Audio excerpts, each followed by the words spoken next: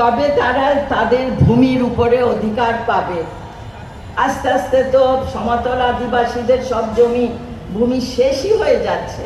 নির্বাচনের পরে যে সরকার এসছে তাদের কাছে আমার দাবি যে আদিবাসী জনগোষ্ঠীর প্রতি একটু নজর দিতে। আমরা মানুষের জন্য ফাউন্ডেশন পক্ষ থেকে আমরা 20 বছর ধরে দেশের মানুষকে প্রতিদিন সুরক্ষিত রাখার প্রত্যয় নিয়ে সেফটি কেবল সহ এলো সেফ সিলিং ফ্যান।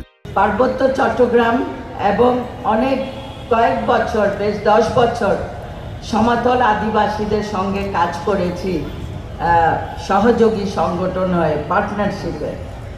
হয়তো আমরা কিছু কিছু শিক্ষা, জীবন জীবিকা, এই ধরনের তাদের সংস্কৃতি রক্ষা, এই ধরনের কাজ করতে পেরেছি, কিন্তু আমরা তাদের কোনো অধিকারের দিক দিয়ে, তাদের ইনক্লুশনের দিক দিয়ে, তাদের মর্যাদার দিক দিয়ে, তাদের স্বীকৃতির দিক দিয়ে আমরা কিন্তু কিছুই করতে পারি নাই।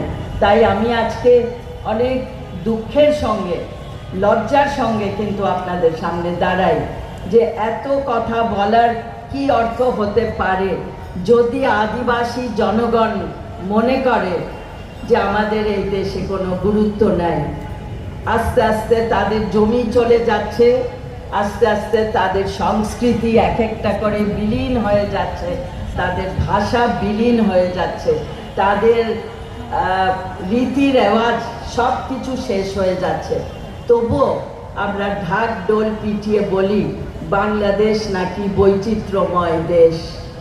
এইটা কেমন বৈচিত্র্যতা, যখন যাদেরকে নিয়ে আমরা এত কথা বলি আমরা তাদেরকে নিয়ে গর্ববোধ করি না। তারা আমাদের দেশে আমাদের জন্য বৈচিত্র্যতা আনে, ডাইভার্সিটি আনে, কিন্তু তাদের অধিকারের প্রতি আমাদের অনীহা। বৈষম্য বিরোধী আন্দোলনের মুখে এবং ভালো একটি নির্বাচনের পরে যে সরকার এসছে তাদের কাছে আমার দাবি যে আদিবাসী জনগোষ্ঠীর প্রতি একটু নজর দিতে, সেখানে উন্নয়ন, সেখানে তাদের অধিকার, তাদের ন্যায় বিচার, এগুলো নিশ্চিত করতে হবে। উন্নয়নের কথা যদি আমি বলি, সেখানে প্রচুর পানির সংকট, সেখানে অনেক গ্রামে আমি গেছি, ইলেকট্রিসিটি নাই, পানি নাই, সেখানে এক একটা জায়গায় এত দুর্গম যে আমাদের প্রজেক্টে যাইতে একদিন হাঁটতে হয়, রাস্তা এত খারাপ। এইগুলো উন্নয়ন কবে আসবে? এইসব জায়গায় কবে তারা তাদের ভূমির উপরে অধিকার পাবে?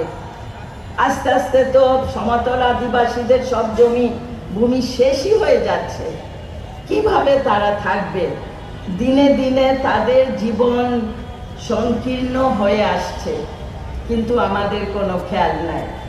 আরেকটা কথা আমি শেষে বলতে চাই, সরকারকে আমরা অনেক কথাই বলি, আমাদের জনগোষ্ঠীর কি অবস্থা, আমাদের এনজিও সেক্টরেরও কি অবস্থা, আমরা কেন হাজার হাজার মানুষ তাদের আজকের এই উৎসবে আমরা যোগদান দেই না?